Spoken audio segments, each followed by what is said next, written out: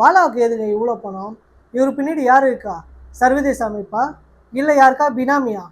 வாங்க வீடியோக்குள்ளே போகலாம். வீடியோக்குள்ளே போகிறதுக்கு முன்னாடி நம்ம சேனல் லைக் பண்ணுங்கள், ஷேர் பண்ணுங்கள், கமெண்ட் பண்ணுங்கள், சப்ஸ்கிரைப் பண்ணுங்கள். பாலாவுக்கு ஏதுங்க இவ்வளோ பணம்?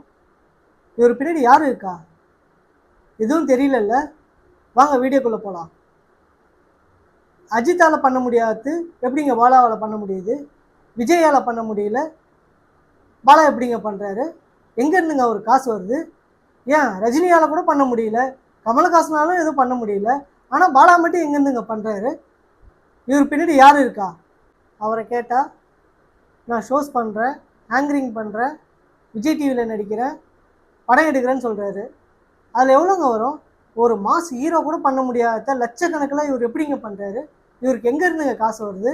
வெளிநாட்டிலேருந்து பணம் வருதா, இல்லை இவர் வேறு யாருக்கா பினாமியாக இருக்காரா?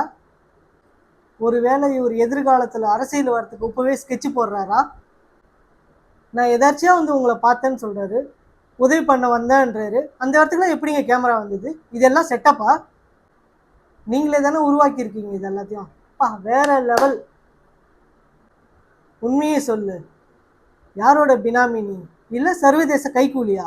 இதை வச்சு பேரு புகழ் எல்லாம் சம்பாதிச்சாச்சு, ஏழை மக்களை யூஸ் பண்ணி ஹீரோவும் ஆயாச்சு. நீ பண்ணது எல்லாமே ஸ்கிரிப்டுன்னு எங்களுக்கு எல்லாமே தெரிஞ்சு போச்சு. இப்படி பல பேர் பல விதமாக சோஷியல் மீடியாவில் பாலாவை பற்றி பேசிகிட்டு இருக்காங்க. ஈஸியாக பேசிடலாங்க, யாரை வந்து எப்படி வேணாலும் பேசிடலாம். ஆனால் அந்த இடத்துல இருந்து செஞ்சு பாருங்கள், அதனோட வழி தெரியும். ஒருத்தவங்க நமக்கு ஒரு உதவி பண்ணுற ஈஸியாக உதாசீனப்படுத்திடாதீங்க. இதை பற்றி பாலா வருத்தப்பட்டு சோஷியல் மீடியாவில் என்ன சொல்றாருன்னு நீங்களே கேளு. கைக்கூலியா? ஐயா நான் தினக்கூலி, அது கூட பரவாயில்ல. இந்த ஹாஸ்பிட்டல் வந்து இவன் கட்டுறான், எப்படி இவனுக்குள்ள காசு? எங்க நான் ஈவென்ட் போறேன், நான் வந்து ஆங்கரிங் பண்றேன், நான் படம் நடிக்கிறேன், ஆட் ஷூட் பண்றேன், அதை தாண்டி நான் ஃபாரின் ஈவெண்ட்ஸ் போறேன். இதுலயும் வந்து இவருக்கு ஃபாரின்ல இருந்து யாரோ காசு தராங்க. யாருங்க காசு தருவா அந்த காலத்துல? என்கிட்ட ட்ரஸ்ட் கிடையாது, என்கிட்ட எந்த விதமான கிரவுண்ட் பண்ணி ஆக்டிவிட்டிஸ் பண்ற எதுவுமே கிடையாது. நான் சொந்தமா சம்பாதிக்கிறத மட்டும் தான், நான் டே நைட்டா ஓடி சம்பாதிக்கிறதா பண்றேன். நம்மளுடைய பேரை வந்து மக்கள் கிட்ட கலங்கடிக்கணுங்கிற ஒரு விஷயத்துக்காக இவ்வளவு விஷயங்கள் நடந்துட்டு இருக்கு. பரவாயில்ல, இப்ப நான் ஏன் வீடியோ போட்டேன்னா, இதை பார்த்து நிறைய மக்கள் வந்து நிறைய பசங்க வந்து ஐயோ இப்படிலாம் பண்ண இவ்வளவு பிரச்சனை இருக்குன்னு சொல்லிட்டு பின் வாங்கிட கூடாது. கடைசி வரைக்கும் அவங்களால முடிஞ்ச உதவி, ஏன்னா நம்மள பார்த்து நிறைய பேர் பண்ணிட்டு இருக்காங்க. அதுலயும் வந்து வீடியோ எடுத்து யூடியூப்ல போட்டு சம்பாதிக்கிறான். நான் வீடியோ எடுத்து இன்ஸ்டாகிராம்ல தான் போடுறேன். இன்ஸ்டாகிராம்ல போட காசு கிடையாது. யூடியூப் சேனல் வச்சிருந்தா தான் காசு. என் யூடியூப் சேனல் கிடையாது. ஆனா என்ன பத்தி தப்பா பேசி யூடியூப்ல போட்டுதான் ஒரு சிலர் காசு சம்பாதிச்சிட்டு இருக்காங்க. சமீபமா பிரச்சனை இருக்குன்னு தான் நல்லது பண்றோம், ஆனா நல்லது பண்றதுல ஒரு பிரச்சனை இருக்கான்னு கேட்டா என்ன சொல்றதுன்னு தெரியல. இந்த 2 நாளா நான் படுற கஷ்டத்துக்கு எல்லாத்துக்கும் நன்றி. ஆனா நீங்க பண்றதெல்லாம் பார்த்து நான் ஓட மாட்டேன். எனக்குன்னு மக்கள் இருக்காங்க, அவங்களுக்காக நான் கடைசி வரை. அவரு பேசுனதை கேட்டிங்களா? அவர் ஹாஸ்பிட்டல் தானேங்க கட்டினாரு. அது என்னங்க பெரிய கொலை குத்தமா? அவர் வீடு கட்ட வச்சிருந்த இடத்த வந்து ஹாஸ்பிட்டல் கட்டினேன்றாரு. அதுக்கு பல பேர் பல விதமாக பேசிட்டு இருக்காங்க. நம்ம நாட்டில் உதவி பண்ணுறவங்கள யாருக்குமே பிடிக்காதுங்க. உதவி பண்ணுறவங்கள குறை சொல்கிறதுக்குன்னே பல பேர் இருப்பாங்க. அதில் பார்த்தீங்கன்னா காமராஜர் ஐயா இருக்கார் பாருங்க. அவர் நம்ம நாட்டுக்கு செய்யாதது என்னங்க இருக்குது? அவ்வளோ செஞ்சார். அப்படியேப்பட்ட காமராஜர் ஐயாவே தோக்கடிச்ச தமிழர்கள் நம்ம. அது மட்டும் இல்லைங்க, நம்ம நாட்டில் அப்துல் கலாம் ஐயா இருக்கார் இல்லைங்க, அவர் நம்ம நாட்டுக்கோசம் நிறைய ஏவுகணைகள் நிறைய செஞ்சுருக்காரு.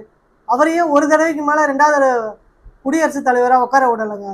அது மட்டும் இல்லைங்க, நம்ம கேப்டன் ஐயா விஜயகாந்த் இருக்கார் பாருங்க, அவர் செய்யாத உதவிங்களா? எவ்வளோ உதவி செஞ்சுருக்காரு.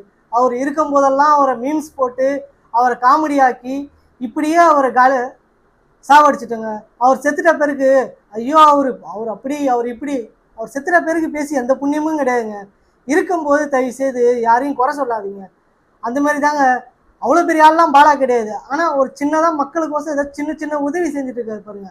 அவரை மீம்ஸ் போட்டு தயவு செய்து ரொம்ப மன உடைச்சலையும் கஷ்டத்தையும் உண்டாக்காதீங்க. உங்களால் உதவி பண்ண முடியலனா கூட பரவாயில்ல, உபத்திரம் பண்ணாதீங்க. தயவு செய்து சொல்கிறேன், பாலாவை பற்றி தப்பாக மீம்ஸ் போடுறத நிறுத்திக்குங்க. பாவுங்க, அவன் கஷ்டப்பட்டு சம்பாரித்து அவர் மக்களுக்கோசம் எவ்வளவோ பண்ணுறாரு. அதில் ஏதோ கொஞ்சம் வீடியோ எடுத்து போகிறாரு, அது ஒன்றும் தப்பு இல்லைங்க. வீடியோ படத்தில் என்னங்க குறைஞ்சிருக்கு? அவரும் அந்த வீடியோவில் சொல்லியிருக்காரு, நான் அந்த வீடியோவை எடுத்து யூடியூப்லேயோ வேறு எதுலேயோ போட்டு பணம் சம்பாதிக்கல, ஜஸ்ட்டு இன்ஸ்டாகிராமில் தான் போடுறேன். இதை வச்சு மேற்கொண்டு யாருக்கா உதவினா உதவி கேட்க வருவாங்கன்னு சொல்லியிருக்காங்க. இது என்னங்க குத்தம்?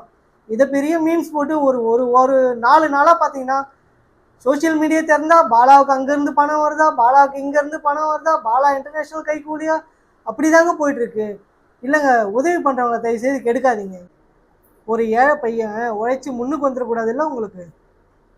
அவன் நல்ல பேர் வாங்கினாலும் உங்களுக்கு பிடிக்காது இல்லை? சோஷியல் மீடியாவில் மட்டுமே புறம் பேசுகிற நீங்கள் என்னைக்காவது உழைச்சி உங்கள் காசு எடுத்து மற்றவங்களுக்கு உதவி பண்ணி பாருங்கள், அதனோட வலியும் வேதனையும் புரியும். அப்படி மேலும் இதுமாரி வீடியோ வேணும்னா நம்ம சேனல் லைக் பண்ணுங்கள், ஷேர் பண்ணுங்கள், கமெண்ட் பண்ணுங்கள், கண்டிப்பாக சப்ஸ்கிரைப் பண்ணுங்கள். சப்ஸ்கிரைப் பண்ணால் நிறைய பேர் பார்க்குறீங்க. சப்ஸ்கிரைப் பண்ணால் எங்களுக்கு ஒரு என்கரேஜ்மெண்ட்டாக இருக்குங்க. நன்றி.